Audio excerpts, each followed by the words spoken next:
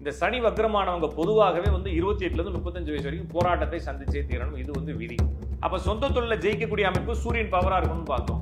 அப்ப சூரியன் பவராவும் இருக்கு சார், சனி வீக்காவும் இருக்கு சார். அப்ப ரெண்டும் சேர்ந்து இவருக்கு சொந்த தொழில கொடுப்பானா? கண்டிப்பா கொடுக்கும். ஆனா செவ்வாய் வக்ரமோ பரிவர்த்தனையோ அல்லது செவ்வாய் ஆட்சி உச்சமோ இருந்தா நீங்க எவ்வளவு படிச்சிருந்தாலும் என்ன வில்லாதி வில்லனா இருந்தாலும் சேர்ல பணம் போட்டு மாட்டிக்குவீங்க. செவ்வாய் பலமா இருக்கு, சூரியன் பலமா இருக்கு, சனி பலமா இருக்குன்னா கண்டிப்பாக நீங்க சொந்த தொழில் செய்வீங்க. அப்படி இல்லைன்னா அரசு உத்தியோகம். எனவே சனி பலமானவர்கள் வேலைக்கு போனாலும் அதுல பிரச்சனை வரும். சந்திரன் பலமானவர்கள் வெளிநாடு போனாலும் திருப்பி வருவாங்க. சூரியன் பலமானவர்கள் எப்படி இருந்தாலும் ஒரு சொந்த தொழில் செய்வாங்க. அதுல செவ்வாய் பலமானவர்கள் கடன் அல்லது நம்பிக்கை துரோகத்தால் சிக்கிக்குவாங்க. அப்ப இந்த விஷயங்கள்லாம் இருக்கு. கொஞ்சம் சரி பண்ணி இந்த தொழிலை ஆரம்பித்தால் ஜெயிக்கலாம். வேற ஜோசிக்காரங்கள் மாதிரி மேசராசி நேர்களே ரிஷபராசி நேர்களே பேசல. உங்க ஜாதகத்துல இருக்கக்கூடிய கிரக அமைப்புகளை பேசுறேன்.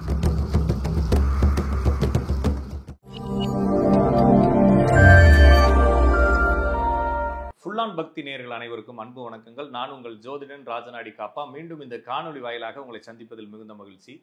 நண்பர்களே, நாம் ஜோதிடம் மற்றும் ஆன்மீகம் சார்ந்த பல தகவல்களை இந்த சேனலில் பார்த்துட்டு வரோம். இன்று நாம் பார்க்கக்கூடிய தலைப்பு, சார் ஒருத்தர் ஜாதகத்தில் அவர் சொந்த தொழில் செய்வாரா அல்லது அவருடைய தொழில் அமைப்புகள் எப்படி இருக்கும், அவருடைய வேலை நிலைமைகள் எப்படி இருக்கும், இது மாதிரி விஷயங்களை நம்மளால் கண்டுபிடிக்க முடியுமா?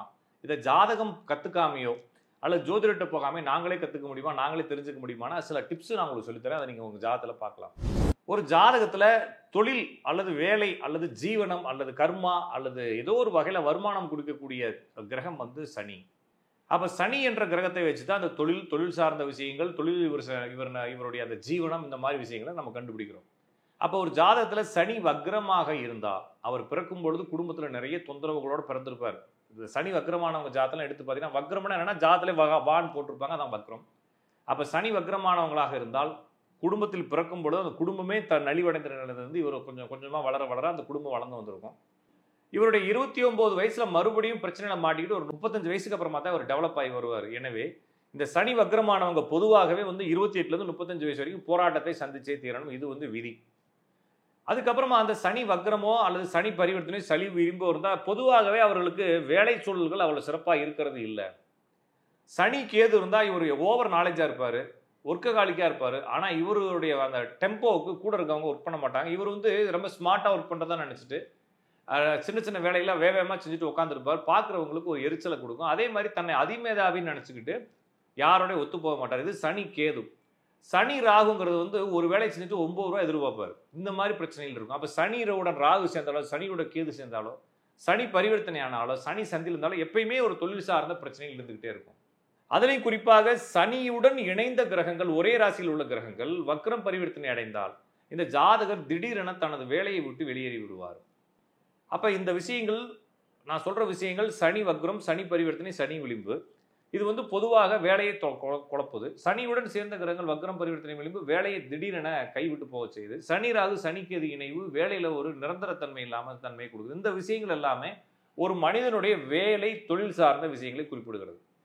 இப்ப அதே ஜாதகத்திலேயே சூரியன் என்ற கிரகம் உச்சமோ நீசமோ அடைந்திருந்தால், அதாவது மேசத்திலேயோ துலாத்திலேயோ சூரியன் இருந்தாலோ அல்லது தனது ராசியான சிம்ம ராசியில் இருந்தாலோ அல்லது தனது ராசிக்கான 7 கும்பராசியில் சூரியன் இருந்தாலோ இவர்கள் சொந்த தொழில் செய்வார்கள்.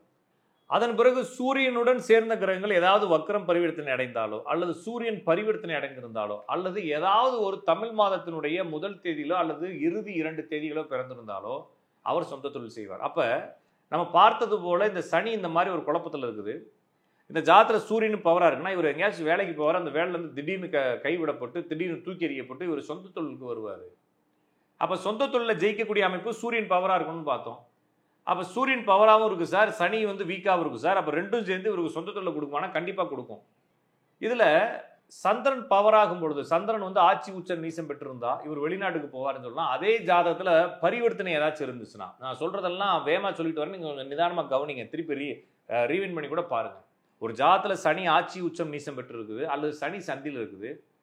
அதே ஜாதகத்திலே சந்திரன் ஆட்சி உச்சம் நீசம் பெற்று சந்திரன் சந்தியில் இருந்தால் அவர் வெளிநாட்டுக்கு போவார்.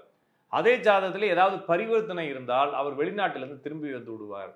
அதே ஜாதகத்தில் சூரியன் நான் சொன்ன கண்டிஷனில் ஆட்சி உச்ச நீச்சம் பரிவர்த்தனை சந்தியில் இருந்தால் அவர் சொந்த தொழில் ஒன்று துவங்குவார். அப்போ சரியா போச்சு இல்லைங்களா? அப்போ என்னன்னா அவர் வேலை விஷயத்தில் குழப்பம் அப்படி இருந்து தொழிலுக்கு வருவார், அல்லது வெளிநாட்டுக்கு போனாலும் பரிவர்த்தனையான தொழிலுக்கு வருவார். அவர் ஜாதகத்தில் சூரியன் பலமாக இருந்தால் தொழிலுக்கு வருவார் பார்க்கும் பொழுது இவர் ஜாதகத்தில் செவ்வாய் வலுவாக இருந்தால், அப்போ செவ்வாய் வக்கரமோ செவ்வாய் பரிவர்த்தனையோ செவ்வாய் விளிம்புலோ இருந்தால் கண்டிப்பாக இவர் ஏதாச்சும் ஒரு பார்ட்னர்ஷிப்பில் போய் மாட்டிக்குவார். அப்போ யாரையாச்சும் நம்பி பணத்தை முதலீடு செஞ்சு ஷேரில் பணம் போட்டு, நிறைய பேர் நம்மளுக்கே கிளாஸ் எடுப்பாங்க, ஷேரை பற்றி உங்களுக்கு தெரியுமா சார், எங்களுக்கு எல்லாம் தெரியும், நாங்கள் கிளாஸுக்கு போயிருக்கோம் படிச்சிருக்கோன்னு வாங்க. ஆனால் செவ்வாய் வக்கரமோ பரிவர்த்தனையோ அல்லது செவ்வாய் ஆட்சி உச்சமோ இருந்தால் நீங்கள் எவ்வளோ படிச்சிருந்தாலும் என்ன வில்லாதி வில்லனா இருந்தாலும் ஷேரில் பணம் போட்டு மாட்டிக்குவீங்க. யாருக்காச்சும் பணத்தை கொடுத்தோ யாரையாச்சும் நம்பி பண முதலீடு செஞ்சோ மாட்டிக்குவீங்க. அப்போ செவ்வாய் பலமானவர்கள் பங்குதாரர்கள் தொழில் பார்ட்னர்ஷிப் தொழில் செய்யக்கூடாது. அப்போ செவ்வாய் பலமாக இருக்குது, சூரியன் பலமாக இருக்குது, சனி பலமாக இருக்குன்னா கண்டிப்பாக நீங்கள் சொந்த தொழில் செய்வீங்க. அப்படி இல்லைன்னா அரசு உத்தியோகத்துக்கு முயற்சி எடுக்கலாம். அப்போ சூரியன் பலமாக இருந்தால் அரசு உத்தியோகமோ அல்லது சொந்த தொழில் செய்யக்கூடிய அமைப்புகள் வரும். ஒரு குடும்பத்தில் சூரியனுடைய பெயர்கள், சூரியனுடைய பெயர்னா ரவி, ராஜா, ரகு, சங்கர், பாஸ்கர், அருண், அருள், சத்யா, நித்யா இந்த மாதிரி பேர் இருந்தால் அவங்க வீட்டில் அரசு தொழிலோ சொந்த தொழிலுக்கோ போகலாம். அவங்க குடும்பத்திலே ஏதாச்சும் முருகன் பேர் இருந்தால் கண்டிப்பாக கடன் வாங்கியோ பார்ட்னர்ஷிப் போட்டோ யாரையாச்சும் நம்பியோ யாராச்சும் ஷேர் போட்டு தொழில் பண்ணால் கண்டிப்பாக இது ஒரு பெரிய பிரச்சனையிலே ஏமாற்றத்திலே கொண்டு போய்விடும். எனவே சனி பலமானவர்கள், சனி குலம் அந்த வக்ரம் பரிவர்த்தனை விளிம்பு இருக்கவர்கள் வேலைக்கு போனாலும் அதில் பிரச்சனை வரும். சந்திரன் பலமானவர்கள் வெளிநாடு போனாலும் திருப்பி வருவாங்க. சூரியன் பலமானவர்கள் எப்படி இருந்தாலும் ஒரு சொந்த தொழில் செய்வாங்க. அதில் செவ்வாய் பலமானவர்கள் கடன் அல்லது நம்பிக்கை துரோகத்தால் சிக்கிக்குவாங்க. அப்போ இந்த விஷயங்கள்லாம் இருந்துச்சுன்னா இதை நீங்கள் கொஞ்சம் சரி பண்ணி இந்த தொழிலை ஆரம்பித்தால் ஜெயிக்கலாம். சார் இப்போ நீங்கள் சொல்கிறது சரி தான், என் ஜாதத்தில் வந்து சூரியன் உச்சமாக இருக்குது அல்லது சூரியன் நீசமாக இருக்குது அல்லது சூரியன் வந்து சந்தியில் இருக்குது, நான் எப்போ சார் தொழில் ஆரம்பிப்பேன் அப்படின்னா நான் சொல்லக்கூடிய ராசிகளை கவனிச்சுக்கோங்க. இப்போ சனி வக்ரமாக இருக்குது. இந்த சனி வக்ரம் வந்து இன்னொரு 7-8 மாதத்துக்கு இங்கே இருக்கும், 5-6 மாதத்துக்கு இருக்குன்னு வச்சுக்கோங்களேன்.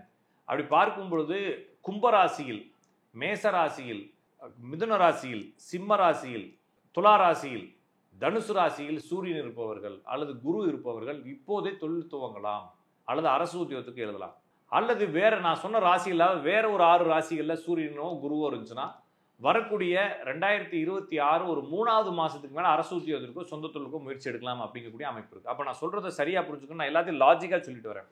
வேற ஜோசிக்காரங்கள் மாதிரி மேசராசினியர்களே ரிஷபராசினியர்களேன்னு பேசலை, உங்கள் ஜாதகத்தில் இருக்கக்கூடிய கிரக அமைப்புகளை பேசுகிறேன்.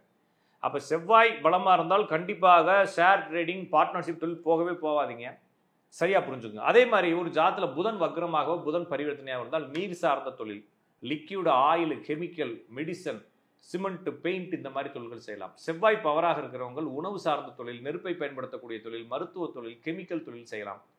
சுக்கிரன் வக்ரம் பரிவர்த்தனையாக இருப்பவர்கள் பணம் சார்ந்த தொழில்கள், டெக்ஸ்டைல் சார்ந்த தொழில்கள் செய்யலாம். குரு பலமாக இருப்பவர்கள் அட்வைஸ் கொடுக்கறது, பணம் தொடர்பான தொழில்கள் செய்யலாம். சனி பலமாக, சனி வக்ரம் பரிவர்த்தனை விளிம்புகள் சர்வீஸ் ஓரியன்ட் தொழில்கள் செய்யலாம். அப்போ நான் சொன்னக்கூடிய விஷயங்கள் ஆரம்பித்து வேலையில் வரக்கூடிய குழப்பங்கள் ஆரம்பித்து, சொந்த தொழில் ஆரம்பித்து, வெளிநாட்டு தொழில்கள் ஆரம்பித்து, பார்ட்னர்ஷிப் தொழில்கள் ஆரம்பித்து, இவர்கள் என்னென்ன தொழில்கள் செய்வார்கள் என்ற எல்லா தகவலையும் இந்த ஒரு வீடியோக்குள்ள நான் டம்ப் பண்ணி கொடுத்துருக்குறேன். இந்த வீடியோ உங்களுக்கு புரியாத போது நீங்கள் மறுபடியும் இதை போட்டு கேட்பது மூலமாக இதை நீங்கள் இன்னுமே கொஞ்சம் டீப்பாக புரிஞ்சுக்கலாம். நான் சொன்ன விஷயங்கள் ரொம்ப லாஜிக்காக இருக்கிறதுனால ஒரு தடவை கேட்டால் புரியாது, நீங்கள் மறுபடியும் கேட்கணும். உங்களுக்கு ஜோதிடம் சார்ந்த விஷயங்கள் மேலே ஏதாச்சும் டவுட்டுகள் இருக்குது சார், நீங்கள் சொன்ன விஷயத்தில் ஏதாச்சும் ஒரு சந்தேகம் இருக்கா, நீங்கள் கமெண்ட் வாங்க. இந்த சந்தேகம் இல்லை, வேறு எந்த சந்தேகம் வேணாலும் ஜோசிய ரீதியாக உங்களுக்கு ஏதாவது சந்தேகம் இருந்தால் கமெண்ட் பண்ணுங்கள். அந்த கமெண்ட்டை நாங்கள் படித்து பார்த்துட்டு அடுத்த வீடியோவில் விளக்கம் கொடுக்க முயற்சி செய்கிறோம். நான் சொன்ன வீடியோவில் சரியாக புரிஞ்சுக்கோங்க. சனி என்பது கர்மக்காரகன், தொழிலை குறிப்பவன். சூரியன் என்பவன் அதிகாரக்காரகன், அரசு உத்தியோகத்தையும் தொழிலையும் குறிப்பவன். செவ்வாய் என்பவன் நட்புக்காரகன், அவன் தான் வந்து பங்குதாரர்களை கெடுக்கிறவன். சந்திரன் என்பவன் பயணக்காரகன், அவன் தான் வெளிநாட்டுக்காரகன். அப்போ எல்லாத்தையும் நான் சொல்லிட்டேன் உங்களுக்கு. அப்போ கிரகங்கள் வக்ரம் பரிவர்த்தனையாக இருக்கா, ஆட்சி உச்சம் பெற்றிருக்கா அப்படின்னு ஃபஸ்ட்டு பார்த்துக்குங்க. அதை எல்லாத்தையும் எடுத்து நீங்கள் என்ன தொழில் செய்ய போகிறீங்க அப்படிங்கிறத முடிவு பண்ணிவிட்டு ஒரு தொழில் ரீதியான விஷயங்களுக்குள் நீங்கள் போகலாம். முதல்ல ஒரு தொழிலை ஆரம்பிக்கும் போது செவ்வாய் பலமாக இருக்கும்போது உங்கள் கை காசை போட்டு ஆரம்பிக்கணும். குறிப்பாக அந்த குருவும் சனியும் சேர்ந்துருக்கும் பொழுது எல்லா வேலையிலையும் நீங்கள் செய்யலாம், எடுத்து செய்யலாம், மினிமமாக போட்டு செய்யணும். ஒரு ஜாதகத்தில் குருவும் செவ்வாயும் சேர்ந்துருக்கு, அப்போ குருவும் செவ்வாயும் ஒரே ராசியில் சேர்ந்துருக்கு, அல்லது குருவுக்கு 1-5 செவ்வாய் இருக்குது அப்படின்னா கண்டிப்பாக வேறு யாருக்கும் சூரிட்டி போடுறது, யாரையாச்சும் கூப்பிட்டு வச்சுக்கிறது, யாரோடைய ஐடியாவாச்சும் செஞ்சிங்கன்னா கண்டிப்பாக லாஸ் ஆயிரும். குருவும் சந்திரனும் சேர்ந்துருந்துச்சுன்னா சின்ன சின்ன விஷயங்களை எமோஷனல் ஆகி எதையாச்சும் போய் செஞ்சு அவமானப்படுவீங்க. அப்போ இதெல்லாம் மனசுக்குள்ளே வச்சுக்கிட்டு உங்களுடைய தொழிலை செய்து மறுபடியும் சிக்கிக்காமல் ஒரே ஸ்ட்ரோக்லேயே நிதானமாக நீங்கள் செஞ்சு பக்காவாக வெற்றி விடுவதற்கு வாழ்த்துக்கள். நம்ம தொடர்ந்து இது போல் நிறைய ஜோதிட வீடியோக்கள் தொடர்ச்சியாக இந்த சேனலில் பார்க்கலாம். உங்களுக்கு ஏதாவது சந்தேகம் இருந்தால் கமெண்ட் பண்ணுங்கள். அடுத்தடுத்த வீடியோக்களில் உங்களுக்கு தேவையான தகவல்களை கொடுப்போம். மீண்டும் உங்களை சந்திக்கும் வரை உங்களிடமிருந்து விடைபெறுவது உங்கள் அன்பு ஜோதிடன் ராஜநாடி காப்பா.